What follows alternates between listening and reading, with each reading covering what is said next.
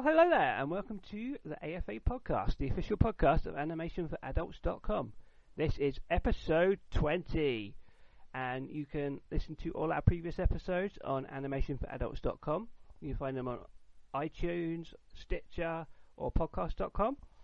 And I am Chris, and I am joined this week by just one of my fellow writers, and that's Dan. Hello, Dan. Hi, Chris. How you doing? I'm doing well. You? Yeah, not bad. Yeah, it's been a few weeks since, well, it's been 2 weeks since we last recorded the show. And unfortunately, because of, it's like the Thanksgiving weekend in America, and so all the other writers are off doing other We stuff. must be the only media outlet putting out content this weekend, so that's something. Yeah, so you just got us keeping the British end up here. Yeah. Woo. So sorry about that. How British is that? I'm apologising already. 20 episodes. That's a thing. We've done. Yeah. That feels like a bit of a milestone, an achievement that we've done. Yeah. What is that? Paper? Is that paper or is that?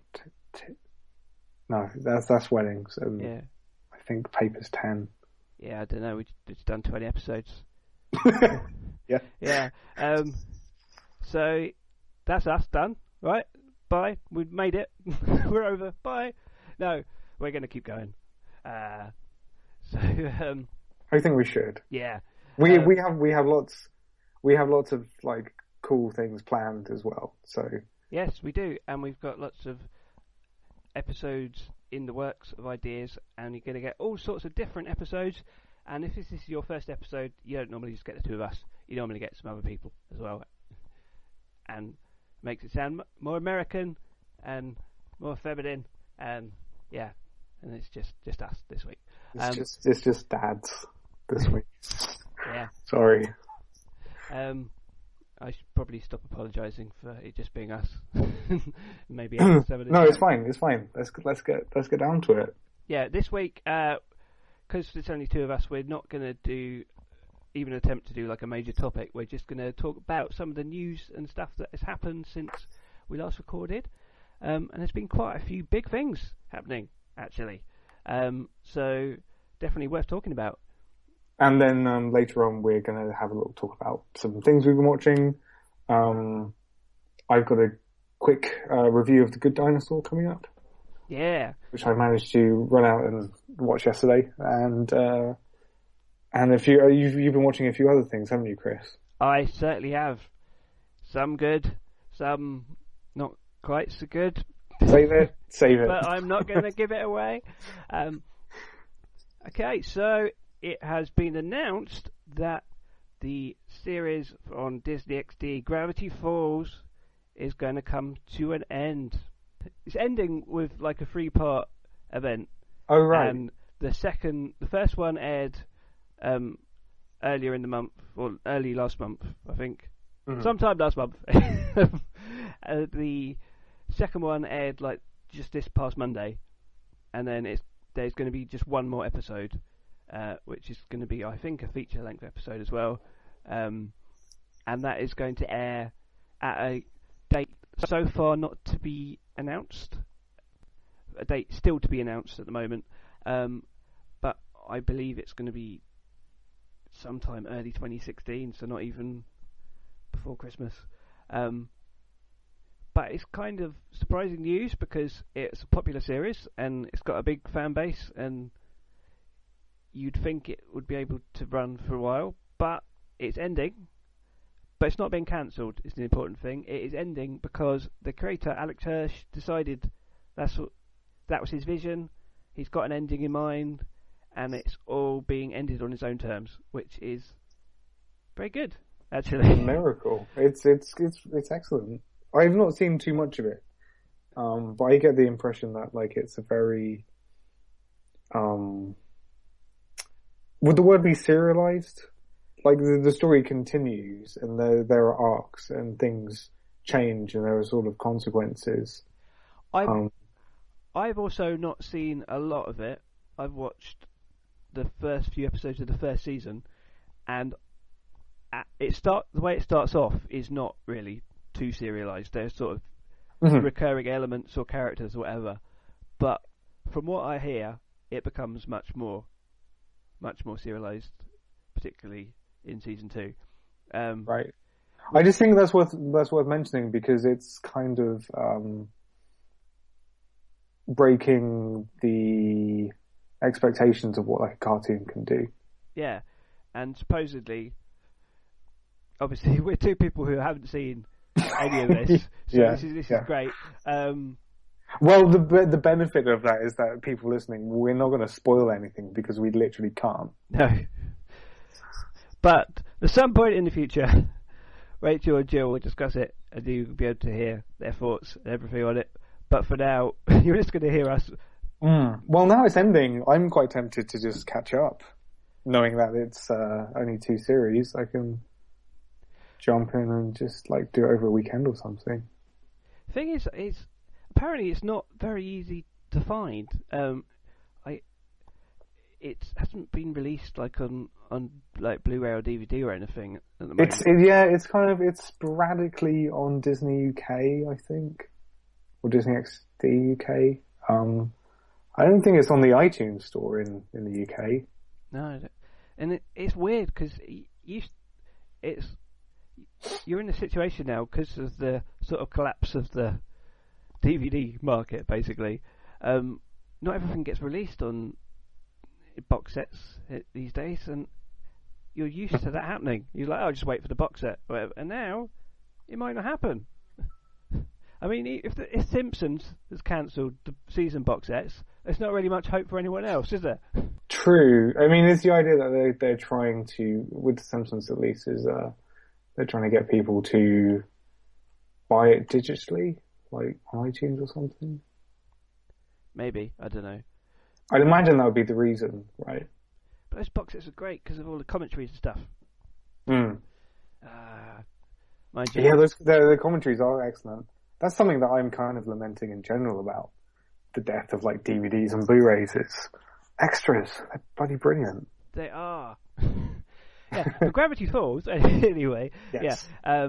It's coming to an end, and it's ending on the creator's terms, and that is a very rare thing, and is kind of awesome, even though obviously a lot of people are going to be sad that it's ending, but you know, it could have gone on for years and become a shadow of its former self. But that's not going to happen. It's going to end, and that's not something that happens very often, where the creator gets to end it when they want to. And it kind of implies that like Disney have a lot of faith in Alex Hirsch, and very, you know, they must be, they are chuffed to bits with the success. So I doubt this is this is not the last we've heard of him, and he's probably developing something already. But one thing I will say is that I think it makes sense to end it because the setup of the thing is that it's a summer, so. If that summer ran for well, that also happened with Phineas and Ferb. I think that's supposed to be a summer. And what did that run for? 8 years or something? Yeah, exactly. So it's you can mess with time in animation, but I think he in his statement was really cool. His announcement. One of the things he said was, "What makes childhood so special is that it ends," or something along those lines, which was poignant stuff. Yeah.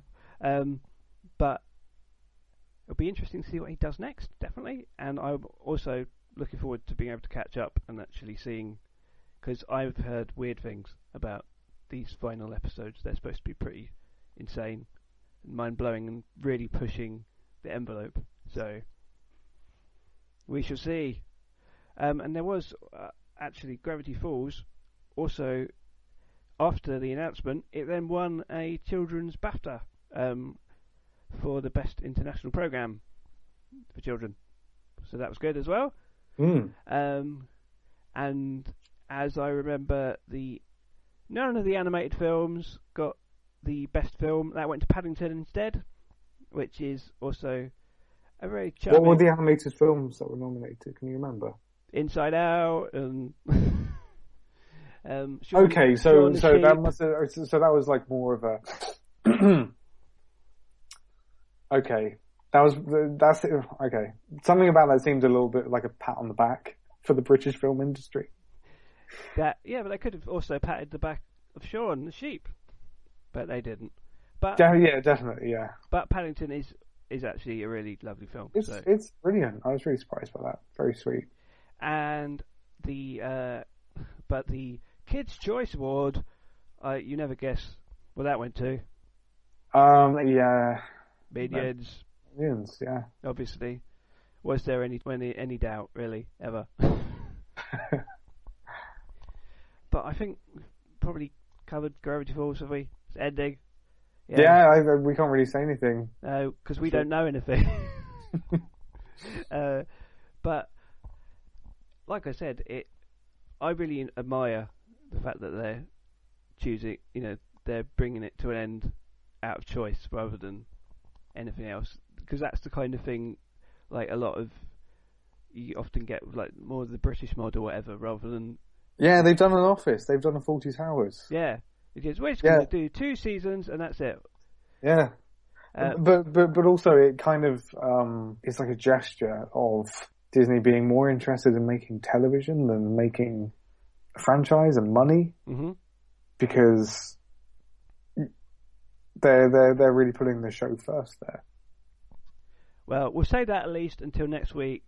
They announce, hey, Gravity Falls: The Next Generation, or New Gravity Falls is starting next week with no involvement of it's a Alex spin-off Hirsch. series. Yeah. Well, yeah, we'll see. Yeah. Who knows? I hope it's indicative of them investing in Alex Hirsch. Yeah, let's see. Okay, moving on. Got a couple of trailers came out this last week, including the second trailer for Disney's Zootopia, also known as Zootropolis. For no reason. In the UK. For copyright reasons, Dan. For copyright reasons. I don't understand. I mean, Disney could pretty much win any lawsuit they wanted. And surely it's just more work to change the title. I don't know. That's just what's happened. Okay. There's something in the UK called Zootopia. All I can think of is that it was the name of the zoo in the Mighty Boosh, I think, but that won't be it.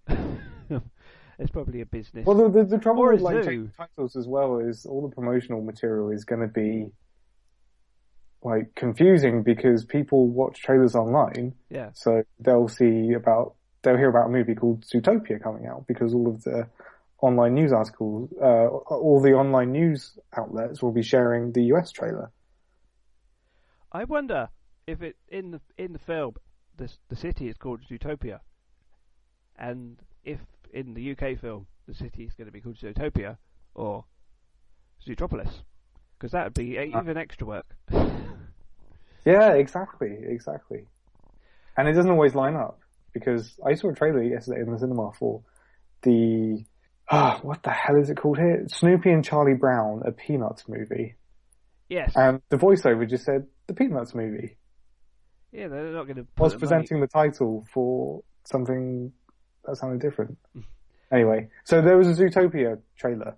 Yes, and this is the second trailer. The first trailer didn't have any footage from the film. It was that weird trailer where they're going, hey, there's talking animals in this movie. Isn't that weird?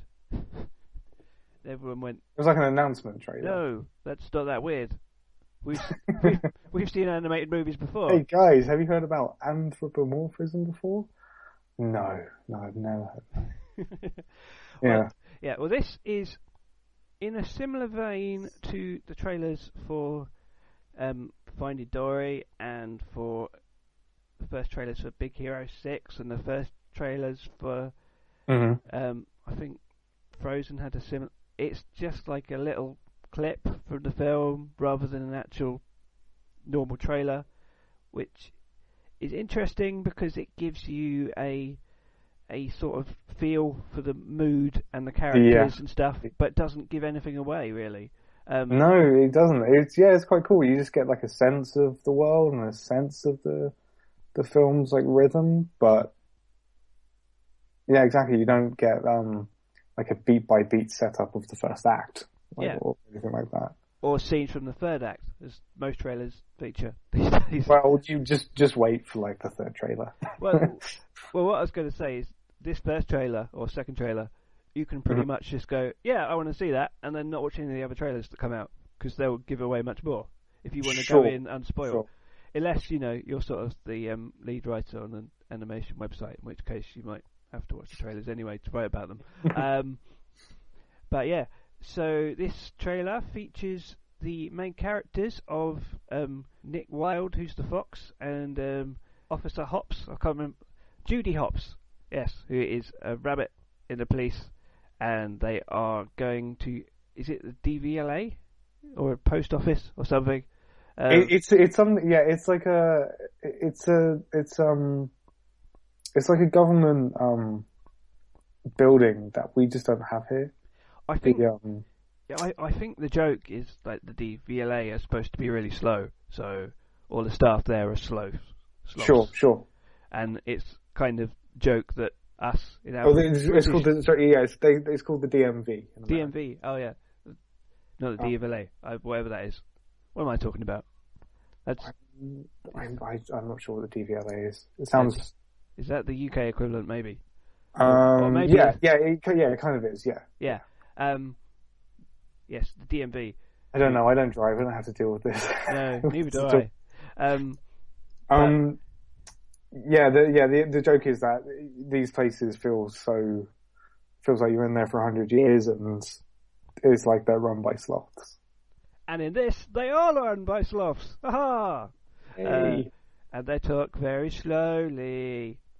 I suppose you could say the joke's kind of obvious, but I liked it. Oh no, it's really fun. It's funny. It's great. I like. I was saying before that it seems like Disney have this quite nice cycle of they'll have like a light fun movie and then kind of something that tries to be a bit more awardsy and prestigey, like it's gonna sell dresses in the Disney store more. And I really like these fun movies. I think of things like Wreck-It Ralph. Mm-hmm. And I think Bolt's kind of one of them like that. I'm not sure. But anyway, it looks funny, yeah. And the animation's really, really great as well. And there's some amazing like facial expressions on the sloth. Oh yeah, you can tell they're having a blast. Yeah. I mean, the animation in recent Disney movies has just been out of this world. It really has. You can just tell they're just really gonna milk it for what it's worth. It's obviously gonna have a lot of goofy animal jokes, and that's okay. Even though I have, I did complain about them in BoJack Horseman, and then sort of come round. I don't think they're going to get in the way. No. And it's obviously going to have fun with relationships between animals who are natural enemies and stuff. And things like that. And I still, part of me still thinks, I remember my first thoughts about the movie was like, where is it going to go? And I think they're probably going to lean into that quite heavily, the thematics of, parallels with race and cultures and things like that. Yeah, well, Zootopia trailer, yeah, that looks good. There was another trailer I saw actually. I saw it at the cinema. Yesterday before the Good Dinosaur, for a Spanish animation, which I haven't heard of until seeing the trailer. Oh, I didn't realise you'd seen that at the cinema. Sorry? I didn't realise you'd seen that at the cinema. Yeah, it was the first time I'd heard of it. Oh. So it's getting a UK release, obviously. Yeah, next year, yeah. Sorry, and it is? It's called Capture the Flag. And it's a sort of,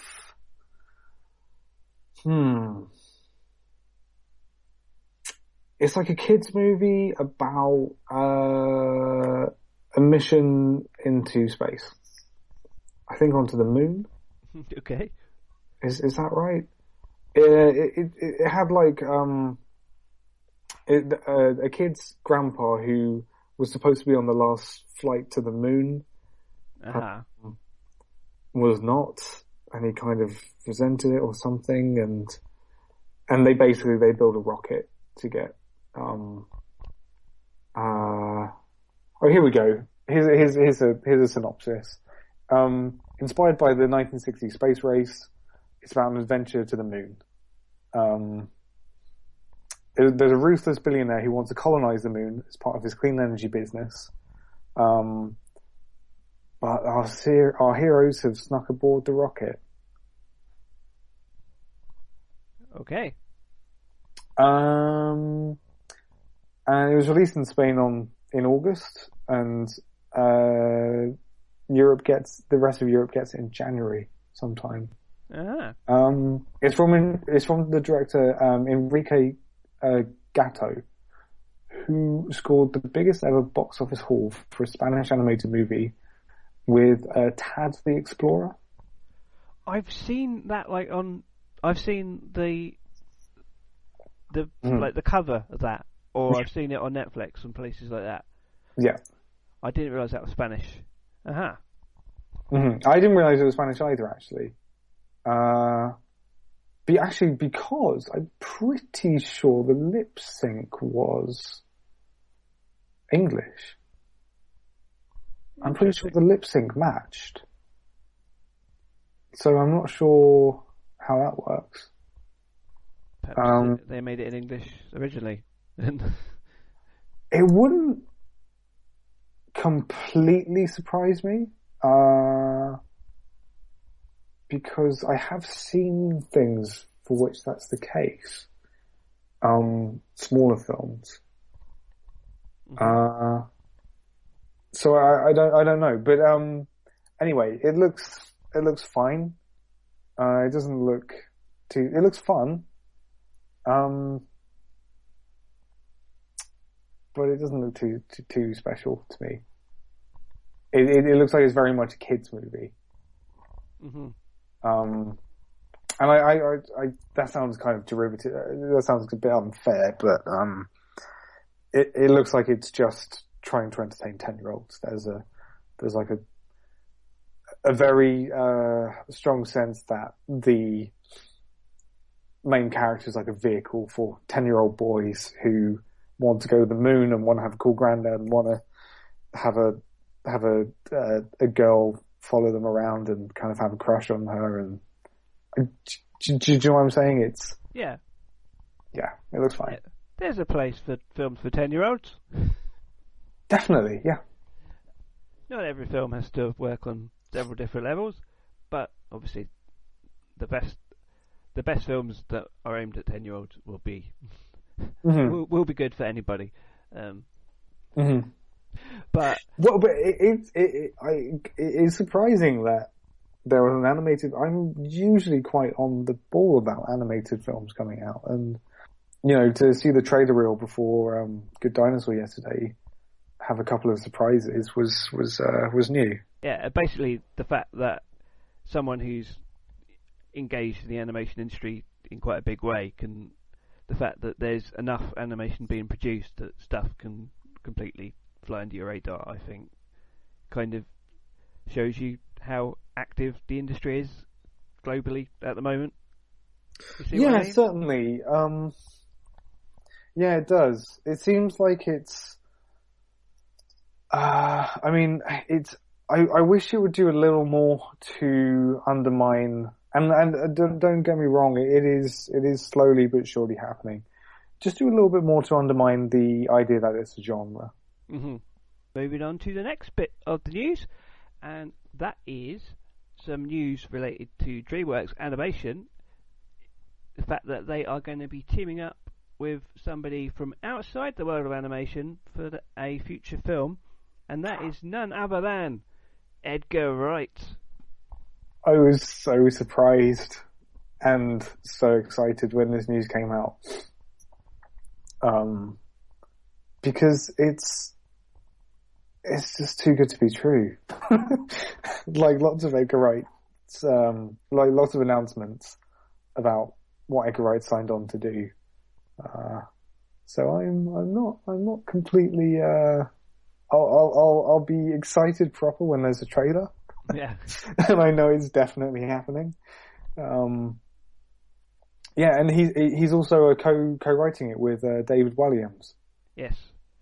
David Williams, who is if you don't know, he is a British comedian and writer and actor, who is probably best known still for Little Britain, which was a big successful comedy series with him and Matt Lucas. But he is also recently he's been having quite a lot of success as an author for children. He's done a ton of books that have sold really well, and a couple of them have been adapted for TV. So that sort of makes sense in that sense. But Edgar Wright's never done a kids movie before. Oh, that's a good point. Yeah, I didn't even think of it like that. Although I think it may not be the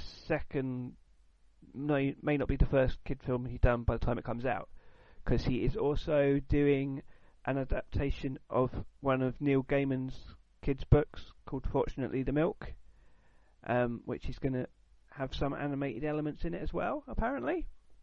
Oh, right. I see. Yeah, he's got so much on his plate, Edgar Wright. He's got Fortunately the Milk, Baby Driver, which is going to be his next film. Mm-hmm. And he's also adapting Grasshopper Jungle. What's that? I don't know. It's a sci. I think it's a sci-fi book. Mm-hmm. I'm not sure. I just know that I'm very anxious about all of these projects he has announced because Ant-Man. Well, Ant-Man and lots of lots of projects that he has been attached to and haven't really, come about yet. Anyway, so I think it's actually perfect because Edgar Wright is a director who, as a live action director, has always had a really strong cartoony sense about action. Even if you go back to Space, there are so many funny jokes that are just like pratfalls or stage or jokes that are funny because of the way they've been staged.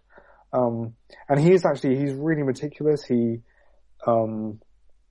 storyboards everything himself, actually, with himself and also with the help of I think his brother, Oscar Wright, who is actually an animator. So,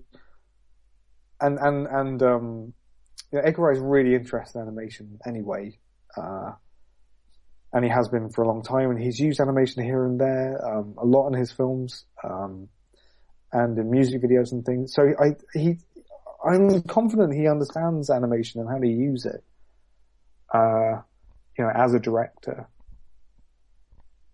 So I'm really interested in what's going to happen with this. It's definitely going to be a while because it sounds like it's not even in production yet. And animated films take a good 4 years at least. Yeah, well, it's not on DreamWorks' schedule at the moment. Exactly. For the next few years. For people who don't know, DreamWorks did have a film called Me and My Shadow in development for ages that was apparently going to have sort of combine CG animation with 2D animation, because the shadow would be done as as a 2D thing, and a lot of people were very excited about the concept of this and everything. And when they did their restructuring, where they basically threw out a bunch of films off the schedule and stuff, and when they weren't doing so well financially, they were sort of looking at making more sure things. I think like their big franchises, and the sort of films that are a bit more out there were sort of put on the back burner. And this one was one, and this is apparently not exactly the same idea. It is something to do with shadows, but it is a new concept that Edgar Wright and David Williams have come up with. I'm so intrigued because also Edgar Wright is a brilliant writer in his own right. He all of his movies that he's written are just easily the best structured, the funniest things to have come out in the last 15 years. If you can't tell, we're quite big Edgar Wright fans out here. Yeah, he's been one of my favourite directors. Ever since like Shaun the Dead was coming out. Yeah. And then I found out about Spaced. And I watched Spaced like obsessively. And I had it on my PSP and I was just watching it all the time. Yeah, I watched Spaced when it was on, and then we found out about Shaun the Dead, and I was like, oh my god. I was too young to see Shaun the Dead at the time. And then it came out, and I think I begged my mum to buy it for me on DVD, and then it just became my favourite thing. And so I think, I really think that he is a perfect match for animation because of his like very theatrical, quite cartoony sensibilities anyway. I mean, Hot Fuzz is a cartoon, and so's Scott Pilgrim. Yeah. So I'm really excited because I never expected it to happen. Interesting, DreamWorks going to non-animation people. This is very interesting indeed. Although they have Guillermo del Toro's been working with DreamWorks in some sense for a while, hasn't he? He's like, oh really? He's produced several of their films, and like had a consultant role or something like that on some of them as well. Obviously, it'd be amazing if they'd actually get him to direct something, but he's quite busy with all the films that are never going to happen. That sounds harsh, but I want them all to happen, but he can't catch a break. No, he's destined to be that guy. He's this generation's Terry Gilliam. Oh man, that's sad. Yeah, so as this isn't Me and My Shadow apparently, but it's something to do with shadows, and Edgar Wright said that he came up with when he heard the idea of shadows, he just came up with the idea, and he could see the poster and the opening sequence, which is encouraging, and I want to know more now, but obviously we won't know for quite a long time. So obviously we'll report more when we know, and we'll just be waiting along with you all. Moving on to some more news, and that is that Hey Arnold, the Jungle movie has been confirmed, which this would be really good to have Jill here as the expert on Hey Arnold, because this was apparently going to be the end of the Hey Arnold series, was going to end with a feature that would have him find his lost parents or something. I have to say I'm not all that familiar with Hey Arnold. I watched it. No, nor am I. I watched it I think it was on like ITV, children's ITV, in the 90s, like vaguely, and I watched a bit of it. But I was never overly enamoured with it, to be honest. I know, same, it never super appealed to me either. I know I didn't get it. And I have discovered that there is quite a fervent fan base still for Hey Arnold, based on how successful Jill's article about the Jungle movie possibly happening was. It's like been sitting at the most popular thing on the site for ages, and just like hundreds of people every day coming on and reading it. It will be so strange if it does happen, because essentially it will be I guess they kind of did this with the SpongeBob movie, but it will be a movie made for people who are probably old enough to see like R-rated movies, 18-rated movies. Mm-hmm. But it will be a movie for that audience. That will be a kids' movie. That will probably be rated like you. It's going to be a TV movie. It's a TV movie. It's a TV movie now. It was originally. Oh, I see. And this is part of Nickelodeon's initiative of resurrecting a bunch of their old franchises, like from the 90s and stuff. Yeah, because I can't speak like to creatively what they're up to, but it seems like they have trouble getting a hit franchise going, or they have recently, at least. So yeah, I mean, it's kind of a shame that they are so desperate as to resurrect, things from the 90s like that. Unless, of course, you're a massive Hey Arnold fan, in which case you're going, yes, it's finally happening. Well, yeah. Yeah, I can understand that. I can also understand being a massive fan of something and not wanting anyone to touch it. I'm just going on the excitement I've seen online of people.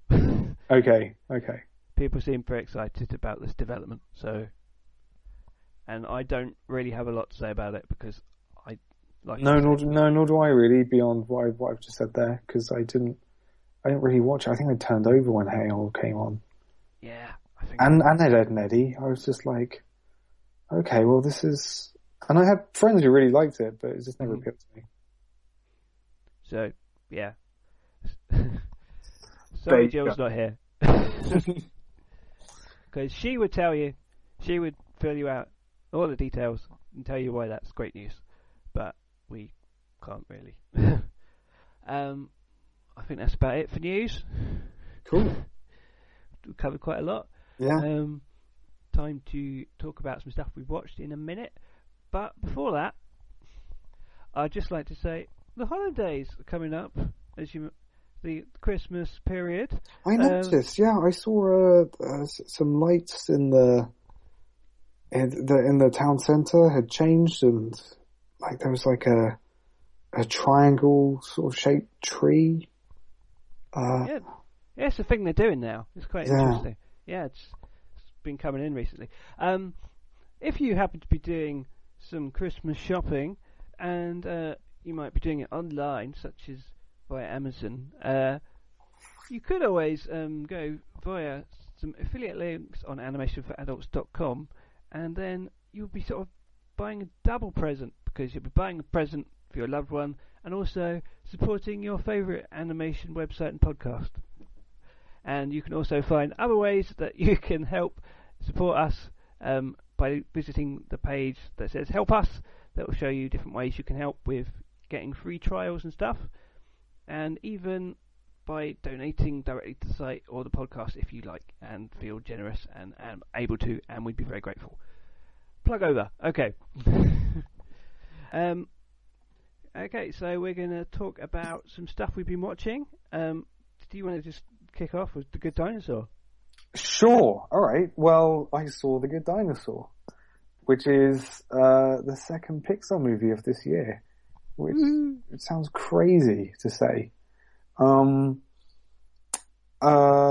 Famously, it's had quite publicized production history. It was delayed like a year. Mm-hmm. And in which there was a complete overhaul of the story, and John Lithgow used to be in it, and he was taken out, and the film's director was replaced. Originally, it was going to be directed by Bob Peterson, who's something of a Pixar veteran. He's been like a story artist there since I'm pretty sure since the beginning. And co-director of Up, wasn't he, as well? Yeah, co-director of Up and voice of Doug in Up as well.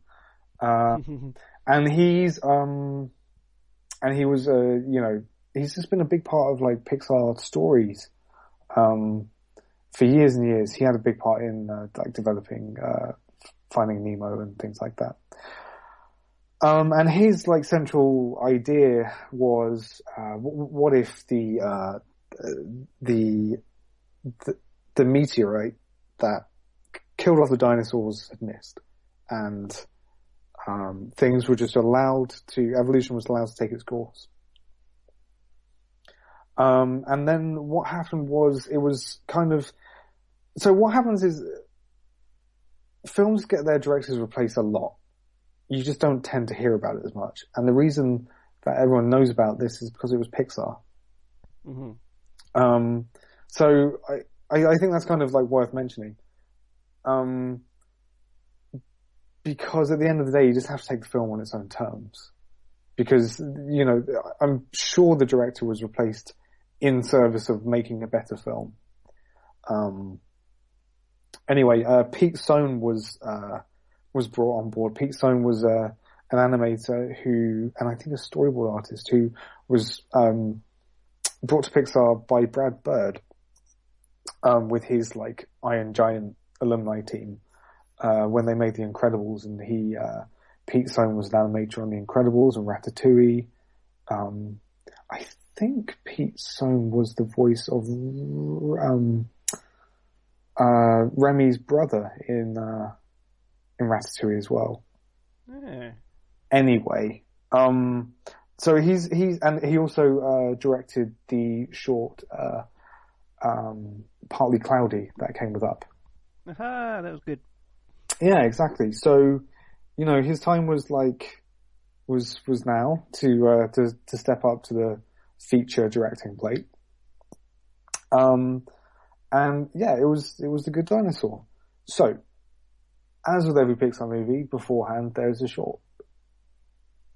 And the short that came with The Good Dinosaur is called Sanjay Super Team. Which is a really lovely short. That's a personal story. Directed by Sanjay Patel, who has been a Pixar artist for a while. He's been there for like 20 years actually. And it's a very personal story about I don't want to give too much away, but it's basically about a kid who is torn between a culture that he finds exciting and involving, and the culture that his father is trying to welcome him into and make him a part of. And it's basically playing on the idea of superheroes and gods, and how this little boy finds the sort of excitement and all of the things that make superheroes appealing to him. He finds them in what he expects to be the most boring place, which is his religion. These sort of like Hindu gods, Vishnu, Hanuman, and Durga, become like superheroes in his mind, and it's a very sort of like lovely story about how the boy and his father sort of get a little bit closer. Cool. And he embraces his religion, which is really cool because Pixar are not the best when it comes to representing other cultures or diversity culturally. No. Their staff might well reflect it, but their films do not. And I think that's kind of where it matters. Mm-hmm. But something really interesting happened in the cinema when I was watching it. There was a young couple behind me who couldn't have been older than 20. And the woman said, because there's a sequence in the film where Sanjay's father is praying, and he has his shrine, and he's lighting a candle, and he's ringing a bell, and he's praying with his hands together, and he's chanting. She said, "Oh, this is really racist." Which, I mean, and she was a white girl. And it really, I found it so, interesting. And because it was almost like she was saying, just because another culture, and I understand why she said it, because she was trying to be sensitive. Mm-hmm. But I think it was interesting to me because it's kind of, it kind of hints at something of a tipping point where I worry that there might be a generation of kids who think just because another culture is being represented that it is racist, because it's this cultural appropriation obsession thing, isn't it? Where... Yeah, it's exactly that. It's exactly that. Where there's such a sensitivity towards other cultures and respecting other people's cultures that you don't even involve yourself with them because you say, that's not my culture, that's not my place to do these things. As it happens, the film actually ends with a message saying this is a true story and a picture of the director, and his father comes on screen. And I feel like they kind of really wanted to make it clear this was made by an Indian. It's fine. It's okay. Yeah. But it's a great short, and it's really exciting actually. It's very atmospheric. I'm interested if Sanjay Patel is gonna make anything more at Pixar, because I really like the voice of the film. I think that short might have even got its own art book. It's been quite... So Patel actually had an art book out a couple of years ago. Oh my goodness. And his artwork is beautiful in itself. It's very precise and graphic. Mm-hmm. So I can certainly see why it had its own art book. It has very unique style. Cool. So, on to the main feature. Good Dinosaur. So, I'm trying to review this in its own terms and ignore the production history. And also, to an extent, ignore the fact that it was preceded by Inside Out. Okay. Because Inside Out was so innovative and quick and smart and just bursting full of life. And it's really hard to... And it's in many ways kind of smart to zig after you've zagged. Mm-hmm. The big, I want to call it the big dinosaur. He's pretty big. But the Good Dinosaur is actually, couldn't be more different to Inside Out in lots of ways. It is hard. It kind of, it really wants to be a simple, wholesome story, simply told. And it is that. And that's kind of also its problem, is that it's kind of a little bit too simple and a little bit too familiar for its own good. I'm not going to give away the plot because you know the plot if you've seen the trailers, unfortunately. So yeah, what else is there to say about it? I mean, at its best, it could almost come alongside something like Bambi or Dumbo. Not least in how it has like a really weird, like surreal moment where they discover fermented fruit and have a little bit of a trip, which is quite surprising. In how it's kind of about, a young creature coming of age somewhat and overcoming fear as they walk through nature. And and it's kind of been compared in other reviews to The Jungle Book or The Incredible Journey or Lion King. But I think my biggest problem is, actually, when the film started, I quite liked it, because it was so quiet and gentle, and I was ready for, a quieter, gentler film. And the storytelling is still top notch, like visually. It has, all of the precision and care that like Pixar movies have. It's just that it doesn't really add up to much. It's no greater than the sum of its parts, really.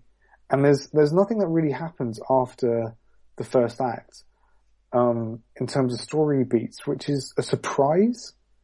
You know how, Frozen, is all about love, and then you get to the end of Frozen and it says, oh, actually we're talking about true love as in, true love between sisters.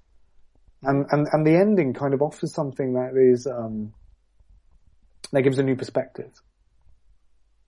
And Wreck-It Ralph does something similar, where all the time he's rejecting being the villain, and then in the end the perspective changes, and he decides that in fact I'm okay. It's okay to be the villain, and he actually recites something from earlier on in the movie, but he's saying it with a new importance and new perspective.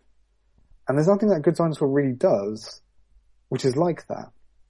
It's very, very safe in terms of its story, which is not in itself a bad thing. I think when you think of something like Princess Kaguya, which is, I think, a really successful attempt at a folk tale simply told, but imbued with the psychology that films kind of demand. There's nothing like that in The Good Dinosaur. It kind of wants to stay as simple as possible. But the problem with that is that it doesn't really give you a great insight into what makes these characters particularly unique. In fact, the thing that it reminded me of the most wasn't any other film, but it was, have you ever played Journey? No. On PS4. It reminded me of Journey in the same way that Journey is a game which is simply that, a journey. And there is no dialogue, and there is no the story is all told in this very symbolic way. And it's kind of telling the story through elements, through rain and snow and lighting. And it kind of reminded me of Journey in how it was this very, very simple, familiar, quite conventional story told through purely images. And in fact, that's one of the best parts of the film, is that, the middle section, and what I liked about it was that it didn't draw attention to itself. The middle section is mostly dialogue free, because you have this relationship between Arlo, who's this sauropod, and Spot, who's this feral human boy. And because they don't really talk with one another, everything is conveyed in pantomime through expressions and things like that. So, and that stuff's all done really, really nicely. It's just that when it gets the second half of the film, not too much develops, which is just frankly kind of disappointing, and it's really tempting to think about why that is in terms of the production. I think incidentally that when the film was being developed, the fact that humans and dinosaurs were coexisting was really played up, and that's been completely taken out of the film now, and it's very the only human you see for them generally is Spot.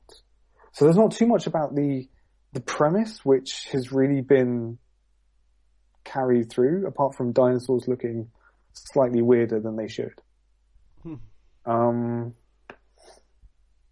So yeah, I mean, yeah.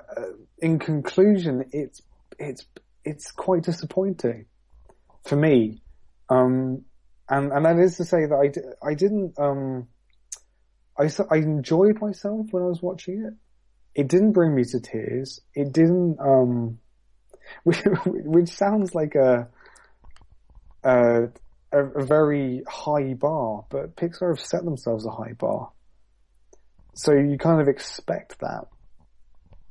And there was no point at which I really felt it was surprising me on that level emotionally. Which is frankly a shame, because when the film opened, I gasped because it's stunning to look at. Visually, it's a triumph for them. Because there is really meticulous attention to detail, with how nature is depicted, which is in fact really important to the story, because it's about how Arlo copes with and it's quite like a Herzog Eastern idea that nature is not at all evil and is not exactly good either. It just is.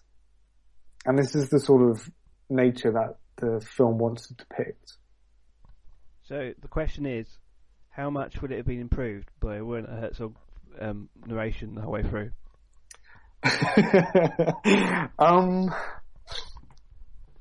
That's actually quite. Yeah, maybe it would. Maybe it would. I mean, there are intense scenes. There is a really intense flood and things like that happen. But nature in the film is scarier than any of the dinosaurs, which is strange, because I mean, half the appeal with dinosaurs is that they're these bloodthirsty monsters. And but these are good dinosaurs. They're all good dinosaurs. I mean, the most grisly you get is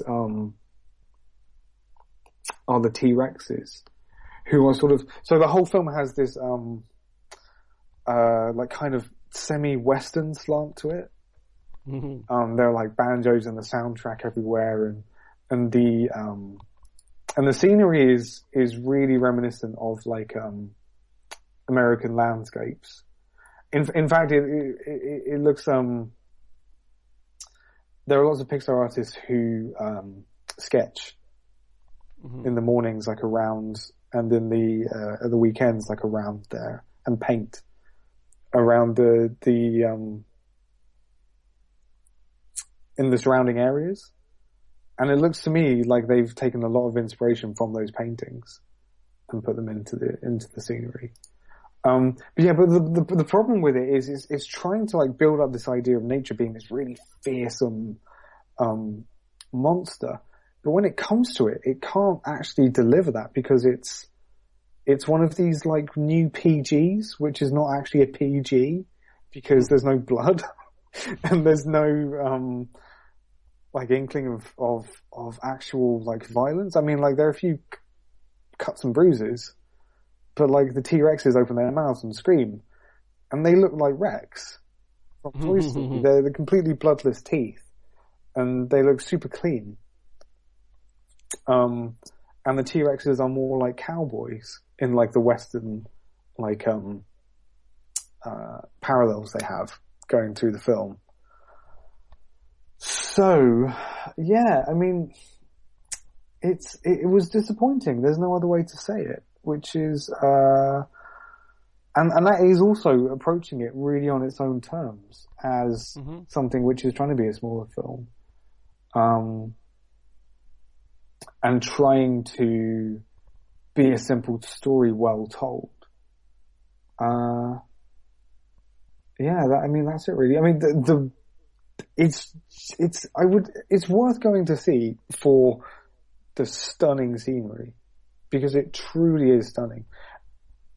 Also, incidentally, I never had a problem with what was, before it was released, the film's biggest criticism is that Arlo really stands out from his world. Mm-hmm. I didn't have a problem with that because that was actually thematically important. And that's not just a get out. I mean, it really is kind of set up in the first act that he does not belong in this world.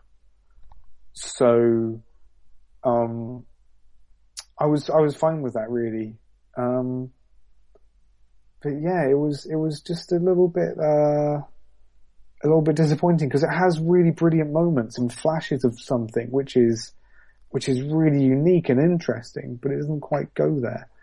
And, stepping outside of the way I've been talking about it for a second, I can't help but feel that was the result of the troubled production and them saying, really getting into trouble and saying, okay, well, let's just do it good. Let's just do a good, simple story, and not really having time to fuss too much about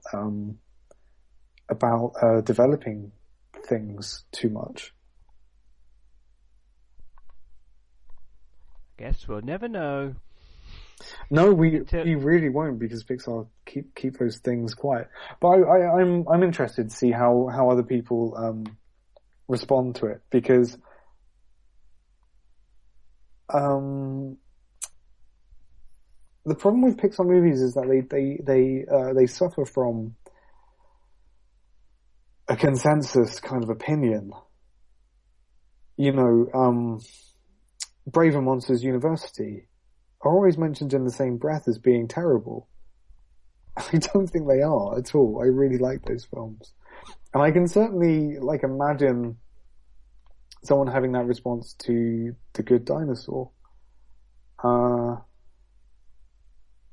But it's borderline. It's good but not great. And in fact it's not really good enough to be good, unfortunately. Ugh. Yeah, it's just very disappointing. I mean, it's fun while you're watching it, but there's not much to chew on afterwards. Damn shame. But obviously, I will draw my own conclusions. You have to, yeah. You really do. Because, as I said, I wasn't not enjoying it. There were just sequences where I was kind of going, oh, nothing's happening here, and I'm not really feeling much, and that's a problem. Was there anything else you've been watching you wanted to talk about? It's been a few weeks. Don't know if there's anything else. A few weeks? Well, it's been a couple of weeks. Has it? You know what, man? I really cannot think. Yes. I've seen Good Dinosaur. That was good. Yeah, there's plenty. I just... No, I think that's it for me, really. Okay. Then I have watched some things as well. I will quickly mention that I watched an anime series called Coppelion that you can read the review of on animationforadults.com, and I enjoyed that show. It is a series set after there's been a major nuclear accident in the Tokyo area and it's become uninhabitable, and it's about a bunch of, because this is anime, bunch of teenagers who have been genetically engineered to basically not be affected by the radiation, and they get sent in as to rescue people that are still living out there,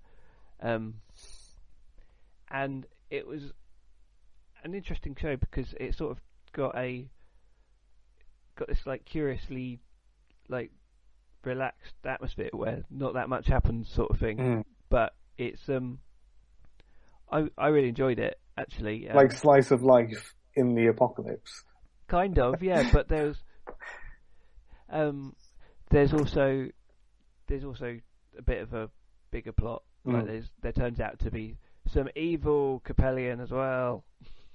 There's this amazing bit of dialogue where they go, "Oh, it turns out that the human that they were cloned from, this certain actress, turned out to be secretly a serial killer." It's like, oh, that's a bit of a mistake there.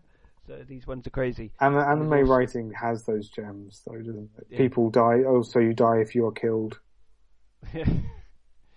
And then there was also a bunch. There's like the first division are the other bad guys who got left behind after the accident. So they're like these soldiers with gas masks who are out for revenge, and it's all a bit inconsequential and everything. But that's interesting.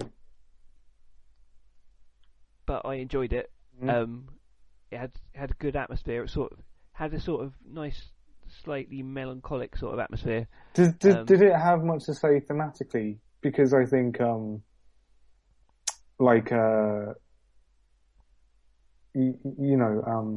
usually when the Japanese film or book or work or anything invokes nuclear ideas, it's saying something.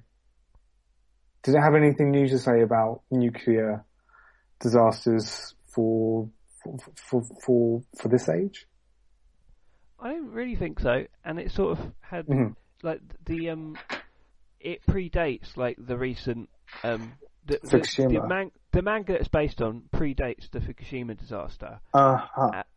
But it was going to be adapted earlier, and then it took a while to come to screen because of it being a bit sensitive issue. Just a bit.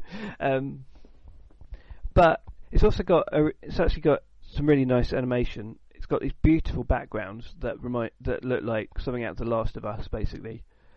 And then like the characters, they've quite often got like really dark lines on them, and they sort of contrast the background, and it just looks really cool. I'm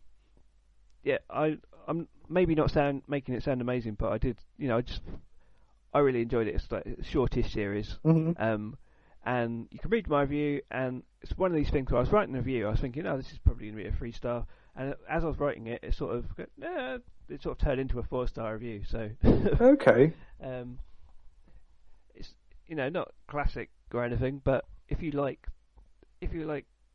your anime and you like your sci-fi and you like something with a bit different atmosphere, I think it's worth checking out. Because it is available streaming in various places as well, and it's out now on Blu-ray and DVD as well in the UK and the US. And then I also watched DreamWorks' Home at last, because it's popped up on US Netflix recently. Before I say what I'm going to say, I would just like to say that the review of it on the website was written by Chelsea, and she really liked it. She gave it 4 stars. So, but you think she's wrong? I'm not gonna. No, other opinions are available. Is all I'm saying. Yeah, but it's not good. So, I'm not. Well, one, I'm not surprised. Why is it not good? Well, my relationship with this film went lusty. When I saw the trailers and everything, I thought, oh, this doesn't look very good. And I worked out the reason I had this opinion particularly was because there were a couple of, like, we were talking about the cheapo sort of animated films earlier from other studios. There were a couple like set on alien planets. There was one called I think Planet 51 and Planet 51, and there was the other one called Escape from Planet Earth, and they both look sort of the same. And Home looks like that. I thought it looked like that, but then I was hearing all these positive things about it having good representation and stuff, and it being having all these really positive things. So I really wanted to like it. for for liberal wishy-washy reasons. But actually watching the film, my first opinion I kind of stick by, because firstly, there are bits of it that look really pretty, but the animation's it's not anywhere up with DreamWorks' best. Well, going with my AB studio theory, it looks. I had that in my mind when I was watching it. I was thinking, from what you said, I was thinking this is definitely their B squad, because it's just the animation. Story any good? No. No, it's just the writing and everything. It's just all it's more like a kids' movie, but which is sort of dumbing. Yeah. Damming Okay. I have Yeah, my thoughts about when people say kids' movies, it can mean 100 things, and I know what you mean. And I'm actually really, really bored. And I was never too enamored with those films when I was a kid myself. I mean, there were some films which were like obviously kids' movies, like Spy Kids, where I was like, okay, I get this is for kids, but I'm kind of entertained by it. But when it comes to like other things, you can just tell that something is being done not because the creators think it's funny, but because they think that kids will find it funny. Thing is, I do know, like, my nieces watched it and enjoyed it. I know it has appealed to kids, but I just don't think there's anything really to it for anyone, who's old enough. Yeah, I mean, and it kind of, that bothers me because it's a little bit like, I think that, well, I generally do think that kids' entertainment should be the best entertainment. Because you should really give kids something to cherish and something that's important and speaks about the world and how things are. And I don't think it's too hard to keep kids distracted, but to give them something which they are going to cherish is a completely different endeavor. And when you think of like, Roald Dahl books, or I don't know, Ghibli movies or something, things that like or some Pixar movies do it, where you can really tell the creators are not speaking down to kids, and not like just throwing in fart gags and like little jokes where characters doing a funny dance because they know that it's going to make the 4-year-olds in the audience giggle. You just described Home. Yeah. Well. There was, as I was watching it, I don't know, got about 10 minutes in, and I thought, this film is going to end with all the characters dancing. Oh, holy shit! It's one of those. And I was right. To be fair, though, it was before the credits rather than actually as the credits run. But still, I was right. And also, like, one of the only good gags in it, I admit, did make me laugh. There was one bit with the alien is talking about number 1s and number 2s, and he goes, "We do number 3s." It's just, that's quite funny. Like, yeah, that's quite funny. We do number 3s. You don't want to be around when that happens. We only do one a year.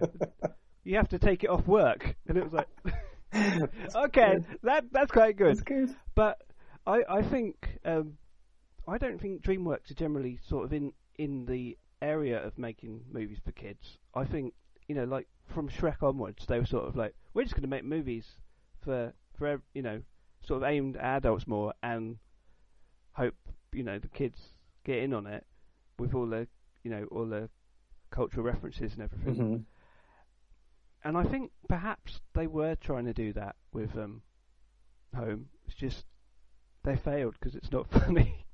And part of the problem is Jim Parsons is just rubbish. Oh, he is. He does one thing. He does one thing. He's He's so annoying. Yeah, he is. The only good thing he's done is when he's in the Muppets movie and he appears as the human version of Walter in the Man on Muppets. And he doesn't have to say anything. Yeah, that's the only good thing he's ever done. And that's the first time we've actually referenced Muppets in several episodes. So, call back. There you go. We don't want to let you down. We've referenced Muppets. Yeah, Jim Parsons is rubbish. The way the characters talk is annoying. And Rihanna's also not good. She's not an actress, but they don't care. She wasn't brought on because she was an actress. She was brought on because she's a name. Yep, and they have several incidents. Oh, look, there's some Rihanna music playing, and right. So it was a deal for her. Then, yeah. Mm-hmm. And the other thing is, like, she doesn't sound like a child at all. It's like I don't know how old the character's supposed to be. I'd guess at sort of 11 or 12, but she sounds like a grown-ass woman. She just does. And the character doesn't particularly look like a child either, but she's supposed to be. So that didn't work either. Yeah, it's just really meh, to be honest. And the gulf in quality between like How to Train Your Dragon 2 and Home is quite massive. And this is what is so strange about DreamWorks is without that quality control. And I understand that it running movie studios is a business and you have to make business decisions. But people are gonna like have ideas about the sorts of things that you're happy to put out. And the DreamWorks name doesn't really mean anything if they happily churn out things like this. But it's been one of their biggest hits for a while, so it's probably going to be a franchise. Yeah, okay. But I don't know if you saw that images going around like of little girls sitting next to the pictures of the main character, going, "Look, it's like me." That is so positive, and I want to encourage that. So it's no pleasure in insulting this film particularly because of the positive things it did. And I will also say that I quite liked the sort of end twist thing they did. Not the very end where they danced. That was where it was there all along. No, it's a twist revolving around the who the supposed villain is. It's an idea that it wasn't completely original, but I went, oh no, I quite like that. Okay. So I wanted to say something positive to end, but I would say Home is not up there with DreamWorks' best in any sense. But I did watch it. And also, this could be part of a new section called Chris Watches Things That Other People on the Podcast Have Recommended. Snappy title. I watched one of your favourites. I watched Fooly Cooly on Blu-ray recently for the very first time. You watched it on Blu-ray for the first time? I think I watched... I did watch like possibly one episode or two episodes like years back. Right. Like when I was in uni, and there were a couple of friends of friends were more into anime, and they downloaded some fan subs or whatever. Well, it was probably years before there was a DVD. Yeah. And I got showed a few things like episodes of Naruto or whatever. Yeah. And one thing we watched was like the first episode of Fooly Cooly, and I think that was all the only time I've ever watched it. And then, but having heard you go on about it, and other people also go on about you really did, yeah. Yeah. I stuck it on my rental list, and it showed up recently, and I should watch these. And it's a nice little 6-part series, not much to get through. Yeah, you can watch it in a long evening. Yeah, I did it over a couple of days, but I think if I'd watched it back in the day, I might have reacted more. But I liked it. It does some really interesting animation things, and it's very Gainax, and also it's interesting like as like from the perspective of like watching Trigger stuff now, like the guy who directed Kill la Kill and stuff. Imaishi. Yeah, Imaishi. Imaishi's he's got his fingerprints all over. Yeah. It's pretty cool. And also Sushio, the character designer of Kill la Kill and things. Yeah, it's very interesting to watch, like from a anime history perspective type thing, and and it's part of Gainax's filmography. So yeah, I did enjoy it. I can see sort of why it'd be formative, like if you'd never seen anything like that. I think from the perspective of now, you will have seen, especially if you're me and you've watched a lot of anime, you will have seen a lot of things that are similar. I haven't watched nearly as much anime as you have. Mm-hmm. For me, though, it really is unique. So I'm interested. Like, what else is kind of similar to it? Now I can't think of it. Obviously, that's right. Yeah.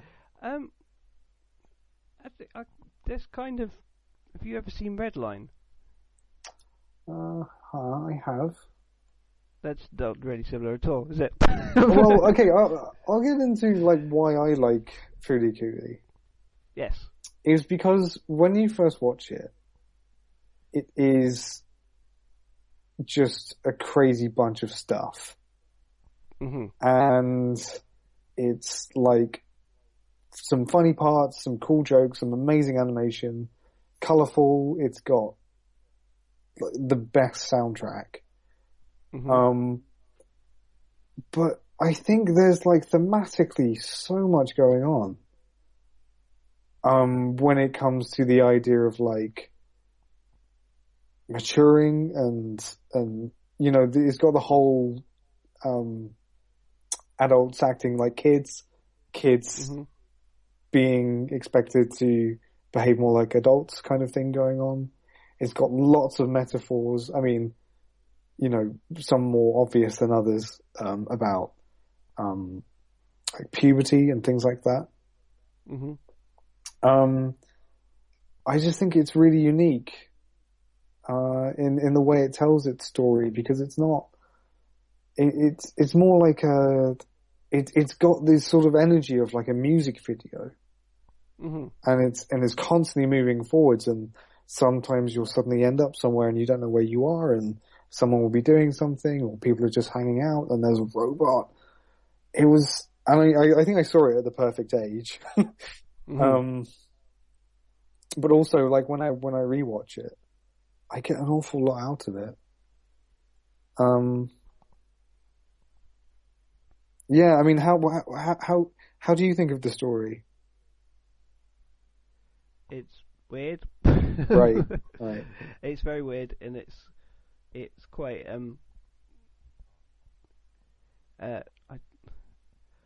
I was like, this is what's going on type thing, which is quite a lot of anime. You get that sort of sensation. Right. Okay. Well, this is for me like why it's actually important, because it's quite meta. Mm-hmm. There are lots of things going on which are like references to old Gainax shows or old bits of obscure Japanese pop culture, or South Park. Oh yeah, I completely forgot about the South Park. Yeah, it's weird, isn't it? And that was one of the weirdest things I've ever seen, watching anime, and then suddenly it turns in they do a South Park reference. South Park was really new at that point as well. It was like only out for a year. Yeah, and there's even from the obscure references things. There's even a reference to like the video that Gainax did for like a convention back in the 80s. One of the first things they did. Daikon 4, yeah. That is proper. That's some deep cut. That's a deep cut. Yeah. So, but what I like about it is this like collage of things that don't seem to make any sense. Mm-hmm. But when you watch it a few times and you I think there is a lot going on, and it's using all these things in the right way to speak about, like, growing up, really, and how this kid finds himself in this, like, weird modern world that he doesn't understand. And weird robots come out of his head. Exactly, weird robots come out of his head, and you know, a lot of that is to do with, you know, like in the first episode when he has the bandage, and he keeps getting, like, the weird, like, forehead boner thing. Like, I mean, it's kind of funny, but then it's also kind of quite thematically important. And then I don't know. I think it's a really smart blend of things which are blatantly pop culture references and, like, otaku catnip, and things that really make sense and are as well considered as, like, the best fine art. For you. So, but yeah, it's very interesting also that you're seeing it, because it was one of the first, I don't know, maybe it wasn't the first anime series I saw, but I saw it when I was, oh my goodness, I think I was about 14 when I first saw it. So I hadn't seen much at that point, much of anything. So, I mean, I guess, like, maybe you kind of have the problem of, like, watching, you know, that thing of, everyone says when you watch The Simpsons, it ruins a bunch of other things for you, because they're kind of referencing,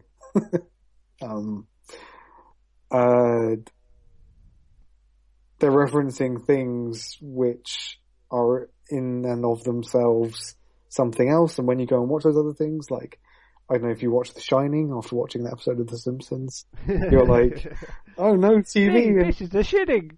Yeah, the shitting, and oh no, beer and TV makes, you know. Home and something. Yeah. Yeah, I think there is the danger of, you know, people hearing about Fooly Cooly and going back to it and going, I don't know what the fuss is about. I'm not saying that is exactly my reaction, because, you know, I appreciated it for what it was from my perspective, but I can see that there are people who are gonna, I mean, you know, at this point it's like more than 15 years old, so this is contemporary with, like, Cowboy Bebop or whatever. Yeah, it is. It's also, I think, it's significant because I think it was one of the first things shown on Cartoon Network. Oh, right. Or no, Toonami, I think. And it, you know, it has, like, a cult significance, there. I just really love the atmosphere it builds. And that soundtrack is just, like, by the Pillows, it kind of sounds a little bit like Britpoppy. It sounds like an Oasis kind of throwback to me. Yeah. It's just, like, super cozy, really, for me. It's like watching Fooly Cooly, because it's just, like, people hanging out, smoking, sitting by the river, not doing much, and then crazy stuff happens, and it doesn't make sense on the surface, but it's I think it's got a lot going on around it. But it is also very much, as I said before, like otaku catnip, because it's got all the fan service and panty shots and, you know, guns and action that you'd expect from a Gainax show. Definitely. Although maybe not as much as the Gainax bounce as other shows. No. I think it's very self-aware. And as a sort of collage I just love it because it is really, and if you, it's a real, collage of lots of animators' styles as well. They just really went to town. You know, there are certain sequences where, animators as unique as like Shinya Ohira, can just like riff and just do a bit. And he did the sequence where like there's it turns super realistic, and there's like the girl just like drinking tea, and then there's a cat, and it kind of looks like this weird like pulsating blob. He did that stuff, and technically at least, it's amazing. But it is interesting you also saying, like, you seeing it through the lens of time. Because I've always, for me, it's not dated at all. I sometimes wonder, like if someone goes back and watches, like, Cowboy Bebop now for the first time, like, they'll be like, oh, I just don't know what the fuss is about, this is all old and stuff. And, you know, that's like my favourite sort of old anime. Right. From that's that true. era. Yeah, I watched and Super Dated. And I watched like old, like, I watched Future Boy Conan and and Panda Go Panda and things. And I've got a real soft spot for sort of 70s and 80s and. Yeah, and actually, Furikuri was kind of significant in that it was on the edge of, it was really cutting edge of digital animation production, when it came to like compositing and things like that. Yeah, I think there's a sequence in episode 1 where, they're like sitting around the dinner table and it suddenly turns into like a manga. It happens twice in the series, I think. Oh, right. Well, that was actually the hardest thing for them to produce, because at the time they had to draw the art, scan it, and fly around the image, and the image was so huge that it took them like days and days to render.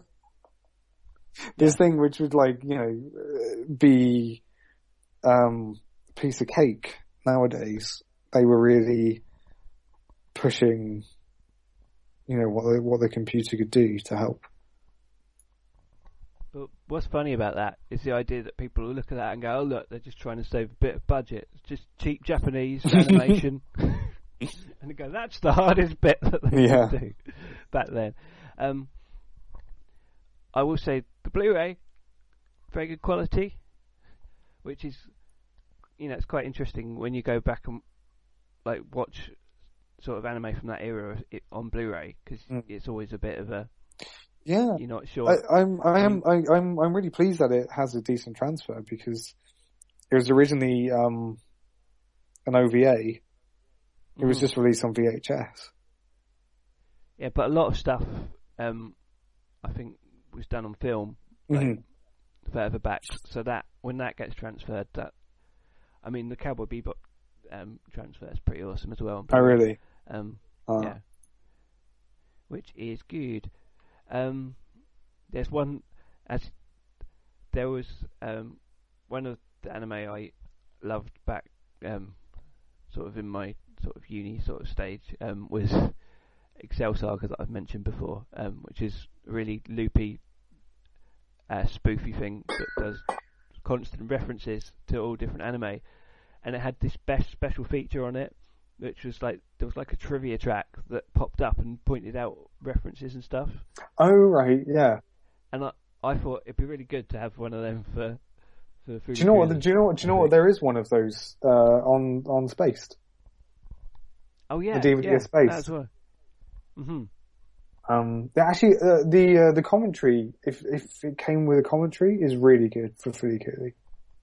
It did have that. Yeah. But I'll admit I didn't watch it because I thought I didn't really feel like a subtitle commentary at that point. No. I would. I watched it with the commentary on my like fourth rewatch. I think, but it's quite weird. Like the commentary's like, I think it's a member of the US staff talking to the director. Oh. Yeah. It's a Japanese woman talking to the director, and he's like asking about how Americans would see it.